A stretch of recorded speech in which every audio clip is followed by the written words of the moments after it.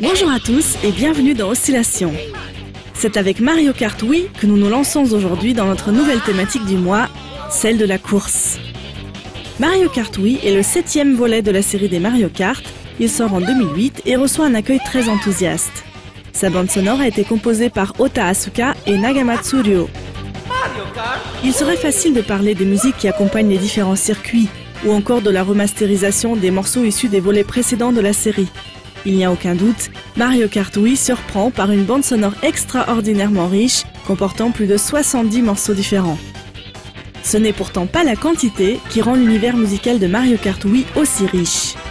Ota Asuka et Nagamatsu Ryo vont beaucoup plus loin que de simplement accompagner les circuits musicalement, ils recréent carrément les événements et les émotions de la course en musique. Voyons ça de plus près. Dans un premier temps, notez que la petite mélodie qui accompagne la fin d'une course varie toujours en fonction du placement du joueur. Elle est vraiment héroïque et joyeuse lorsqu'on se place premier.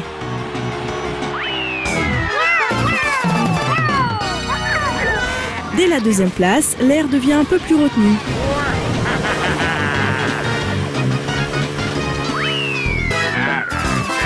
Et à partir de la 6e place, la mélodie signifie clairement le mauvais classement avec des instruments au timbre maladroit et titubant.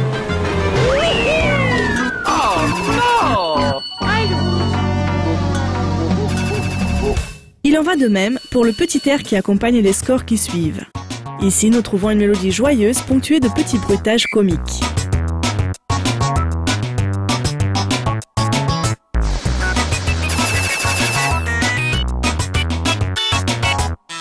Dès un plus mauvais classement, la même mélodie est reprise dans une version plus lente et triste, sans pour autant perdre sa petite touche d'humour.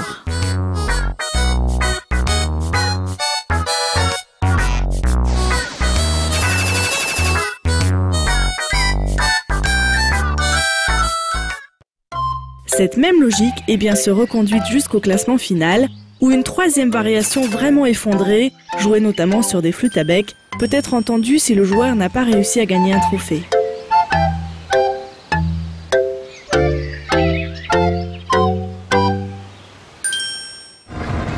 La musique accompagne également tous les événements de la course, de l'étoile d'invincibilité au méga champignon ou encore le nuage zap.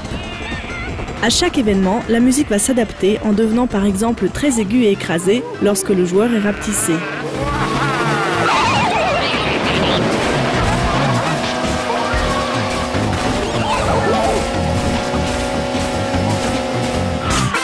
Notez que lorsque les autres personnages sur la course sont affectés par un changement d'état, ils émettent la musique correspondante et permettent ainsi aux joueurs de les repérer aussi bien en distance qu'en direction.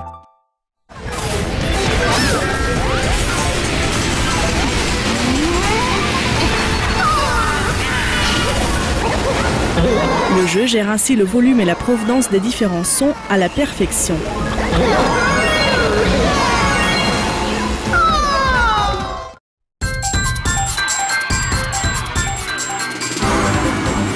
Il y a encore une infinité d'éléments qui pourraient ainsi être cités.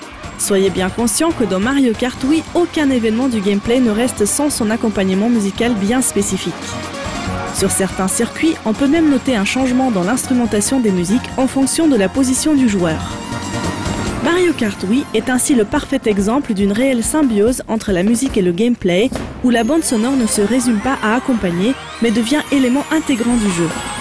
Ota Asuka et Nagamatsu Ryo poussent le bouchon très loin et réalisent cette symbiose jusqu'à la quasi-perfection, se servant notamment de la Wiimote pour produire des bruitages supplémentaires. Un travail vraiment exceptionnel.